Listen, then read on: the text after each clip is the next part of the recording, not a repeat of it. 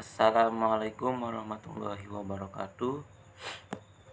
Perkenalkan, nama saya Riko Dearto dengan NIM B1D021283 dari kelas 1C2 jurusan Peternakan. Saya akan mempresentasikan hasil dari kerja saya sendiri. Paragraf yang baik. Paragraf yang baik mempunyai 5 macam. 1. Kesatuan paragraf, kepaduan paragraf, kelengkapan dan ketuntasan. 4. Keruntutan dan 5. Konsistensi. Lanjut. Yang pertama, kesatuan paragraf. Sebuah paragraf dikatakan memiliki kesatuan jika paragraf itu hanya mengandung satu gagasan utama dan kalimat-kalimat dalam paragraf mengarah pada satu pokok atau tidak menyimpan dari pokok pembicaraan. Lanjut, contoh paragraf tanpa kesatuan. Penulisan karya ilmiah ini bertujuan untuk mengetahui peran, manfaat, dan dampak negatif internet bagi masyarakat. Selain itu, tujuan penulisan karya ilmiah ini adalah untuk mengetahui dan mendalami fasilitas dan perkembangan internet. Next. Kepaduan paragraf. Sebuah paragraf didekatkan memiliki kepaduan jika terdapat keserasian hubungan antar kalimat dalam paragraf. Berbagai macamnya ini kan. Kata transisi atau ungkapan penghubung antar kalimat, referensi, substitusi, elipsis, sinonim, antonim, hiponim, kemeroniman, dan repetisi. Kelengkapan dan ketuntasan. Aspek kelengkapan ini terpenuhi jika semua informasi yang diperlukan untuk mendukung atau menjelaskan gagasan utama sudah tercakup.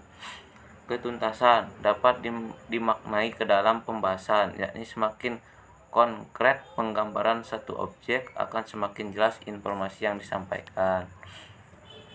Keruntutan. Sebuah paragraf dikatakan runtut jika uraian informasi disajikan secara urut, tidak ada informasi yang melompat-lompat sehingga pembaca lebih mudah mengikuti jalan pikiran penulis.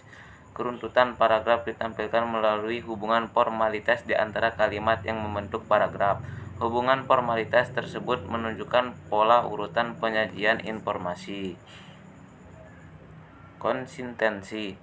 Repetisi adalah peluang bunyi, suku kata atau bagian lain dari kalimat yang dianggap penting untuk memberi tekanan dalam sebuah konteks yang sesuai. Repetisi merupakan bagian dari majas penegasan dan kerap digunakan sebagai saran retorika. Jenis paragraf. Paragraf bagi menjadi 5 bagian. Pertama, paragraf reduktif, paragraf induktif, paragraf campuran, paragraf ineratif, dan yang terakhir paragraf dengan ide pokok tersebar.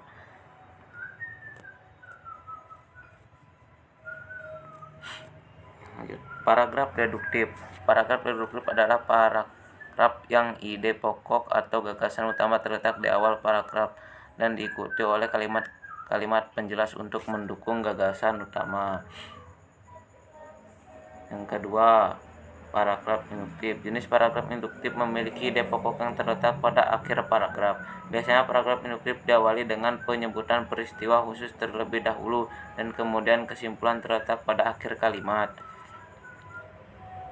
Paragraf campuran. Paragraf campuran atau dikenal juga sebagai paragraf deduktif induktif adalah paragraf yang letak ide pokoknya adalah awal dan di akhir paragraf.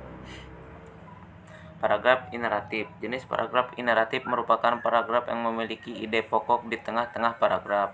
Paragraf diagen ide pokok tersebar. Paragraf yang ide pokoknya ada di mana-mana bisa jadi ada di awal kalimat, di tengah kalimat, dan di akhir kalimat. Cukup sekian presentasi dari saya. Ada salah kata, mohon maaf. Assalamualaikum warahmatullahi wabarakatuh.